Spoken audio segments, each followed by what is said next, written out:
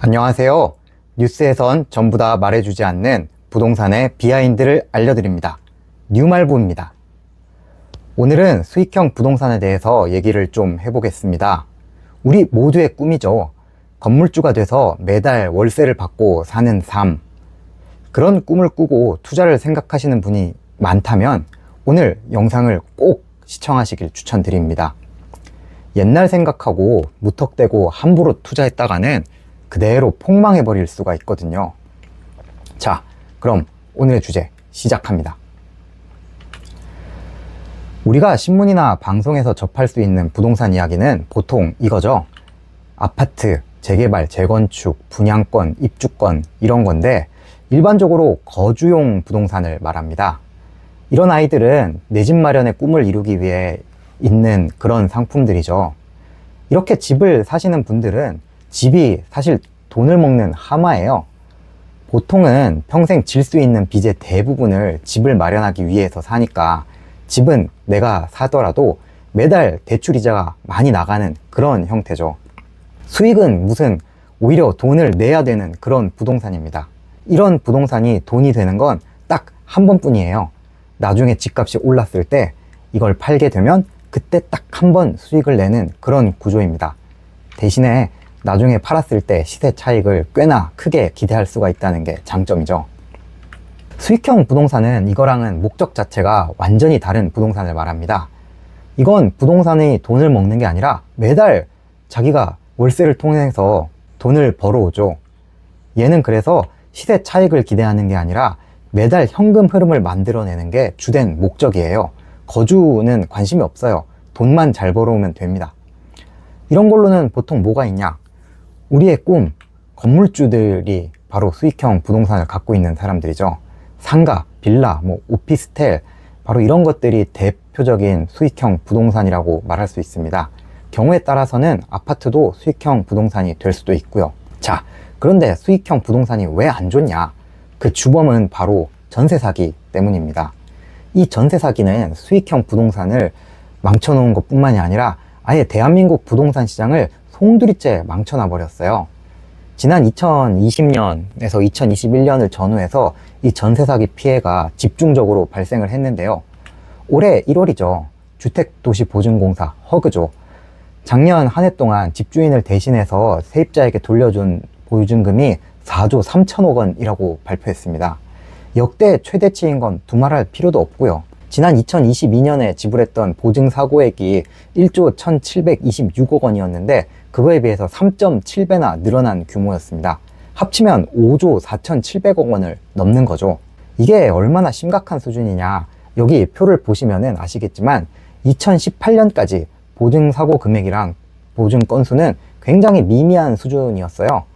그런데 2019년부터 갑자기 늘어나기 시작하더니 2022년부터 그때부터는 보증사고 금액이랑 건수가 전년 대비 막 제곱으로 팍팍팍팍 늘어나고 있죠. 요 표 맨 위에 2015년에는 보증사고가 한 건 1억 이랬던 게 불과 8년 사이에 19,350건 4조 원 이런 수준으로 그야말로 기하급수적으로 늘어나 버리고 있는 그런 상황입니다.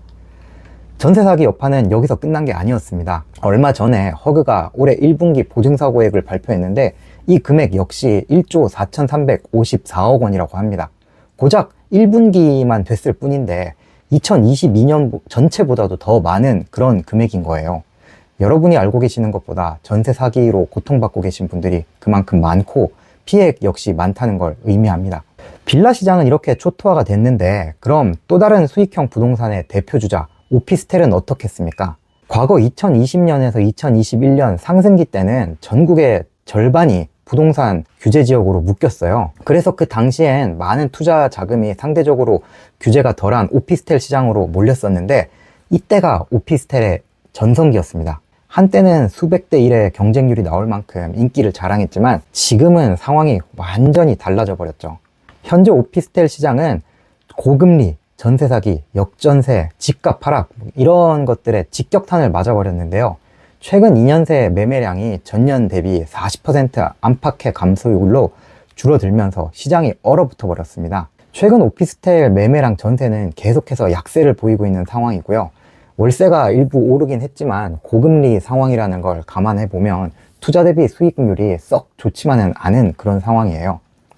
아파트랑 비교를 해보면 그 차이를 알 수 있습니다.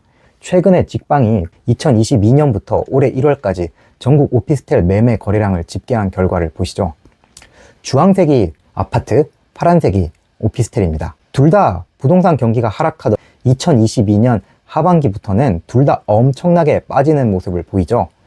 그런데 아파트는 작년 1월에 발표한 13 부동산 대책과 특례 보금자리론 이런 것들이 출시하면서 2월부터 10월까지 매월 3만 건 이상 거래 실적을 나타내는 등 거래가 반등을 나타냈습니다.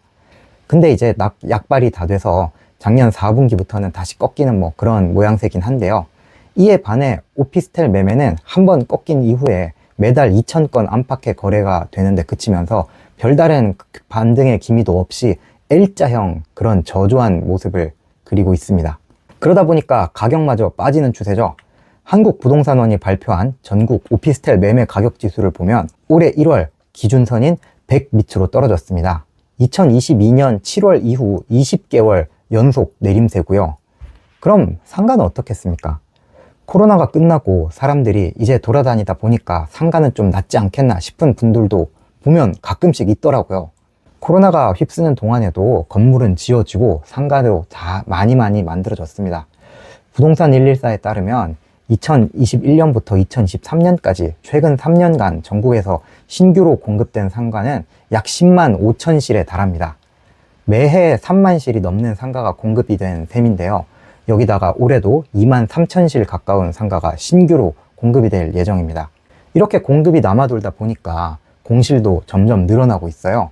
한국부동산원에 따르면 전국 중대형 상가 공실률은 2019년 11.7%에서 작년 13.5%까지 1.8%포인트 늘었습니다. 소규모 상가 공실률도 같은 기간 6.2%에서 7.3%까지 1.1%포인트 증가했고요. 이게 코로나는 끝났지만 인터넷 모바일 쇼핑과 같이 비대면 소비가 많이 늘어나니까 오프라인 상가 수요가 줄어들고 있다는 점에서 상가가 직접적인 타격을 받은 거죠. 아파트형 공장이라고 하는 지식형 산업센터, 지산이라고 부를게요. 지산은 그야말로 최악의 침체를 겪고 있습니다.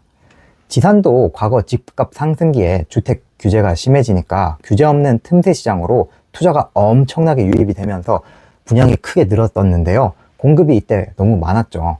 여기 그래프를 보시면은 올해 1,500개 정도 되는 규모라고 나오는데 이걸 보면 뭐야 1,500개밖에 안 되는데 뭐가 많아 라고 생각하시는 분도 있을 거예요. 근데 여기서 말하는 거는 한 개의 그런 실이 아니라 그야말로 센터, 건물 단위를 말하는 겁니다. 보통 중간 규모의 지산에 호실 수가 300에서 400실 정도 되거든요. 그걸 생각하면 매년 한 10만 실 정도가 시장에 나온다는 거예요. 이렇다 보니까 온 나라가 지금 걱정하는 부동산 PF 문제도 바로 이 지산에서 출발을 했습니다. 시공능력 평가 16위인 태영건설이 워크아웃에 빠지게 된 것도 바로 이 지산에서 PF 대출을 연장하지 못해서 시작이 됐는데요. 태영건설이 지산을 지으려고 했던 곳이 사실 입지가 나쁜 것도 아니었어요. 여기저기 짓긴 했지만 이제 문제가 터졌던 거는 요즘 핫한 바로 성수동이었거든요. 근데 돈을 빌려줬던 금융기관들이 보기에는 하도 시장 상황이 안 좋으니까 돈 갚으세요 라고 했고 태영건설은 이 돈을 못 구해서 결국 틀어 누워 버렸죠. 그 정도로 지산은 불안도가 높은 그런 시장입니다. 이렇다 보니까 수익형 부동산은 경매 시장에서조차 찬밥 신세를 면하지 못하고 있는 실정입니다. 지지옥션에 따르면 작년 법원 경매에 나온 지식산업센터 경매 진행 건수는 2022년 403건에서 지난해 688건으로 70%가 늘어나는 등 2년째 급증 추세가 이어지고 있습니다. 경매 매물은 쌓이고 있는데 낙찰받으려는 사람은 없죠. 그러다 보니까 감정가 대비 낙찰률도 떨어지고 있습니다. 낙찰률은 2022년 45%에서 2023년 28.9%, 올해는 25%까지 떨어졌고요. 감정가 대비 낙찰률도 88.7%에서 71.2%, 올해는 69.6% 등으로 하락세를 이어가고 있습니다. 상가도 마찬가지입니다. 지난해 상가 경매는 전년 대비 73% 늘어났고요. 올해 1분기에도 작년 1분기 대비 79% 증가했습니다. 낙찰률도 29.2%에서 19.4%, 올해는 18.5%로 더 낮아졌어요. 물건이 10개가 나왔는데 낙찰을 받으려는 사람이 2명도 안 된다는 거죠. 낙찰가율 역시 76%에서 64.9%, 올해는 59.6%로 반토막을 향해 가고 있습니다. 오피스텔도 보시는 것 같이 매물은 늘어나는데 낙찰가율은 점점 떨어지는 모습을 보이고 있습니다. 그나마 다행이라고 할 수 있는 건 다른 수익형 부동산과 달리 낙찰 건수가 좀 더 늘어났다는 건데요. 이게 아무래도 오피스텔은 다른 수익형 부동산과 달리 그나마 임차인을 확보하기가 쉽다라는 장점이 있기 때문이죠. 이게 굉장히 대비되죠. 지난번 영상에서도 제가 한번 다뤄봤는데 지금 아파트 경매 시장은 역대 최대 경쟁률이 나올 정도로 핫하거든요. 사겠다는 사람도 많고 그러다 보니까 낙찰가율도 올라가고 뭐 이런 추세인데, 이거 보면 사람들이 아무리 시장이 죽었다고 해도 아파트는 산다는 겁니다. 자, 그럼 정리해 보겠습니다. 첫 번째, 예전에 잘 나갔던 오피스텔, 상가, 지식형 산업센터와 같은 수익형 부동산이 지금은 완전히 좋지 않다. 두 번째, 수익형 부동산 시황은 당분간 안 좋을 것으로 예상이 됩니다. 그 이유는 수요가 적은데 공급은 아직까지도 많다는 것 때문이고요. 세 번째, 다른 곳들이 박살을 나고 있지만 아파트에 대한 수요는 생각보다 탄탄하다는 겁니다. 저는 지금처럼 월세 비중이 계속해서 올라가고 있는 상황이 지속될 경우에는 아파트가 수익형 부동산의 역할을 일정 부분 대체할 수 있을 거다라고도 생각을 합니다. 아무래도 아파트는 사려고 하는 사람들이 많고 나중에 집값이 오를 거다라고 하는 기대하는 사람들이 그만큼 많기 때문이죠. 제가 준비한 영상은 여기까지고요. 이 영상이 도움이 되셨다면 구독과 좋아요로 응원해 주십시오. 영상을 만드는데 정말 큰 힘이 됩니다. 그럼 전 뉴스에선 전부 다 말해주지 않는 진짜 부동산 이야기로 다시 돌아오겠습니다. 다음에 만날 때까지 모두 안녕!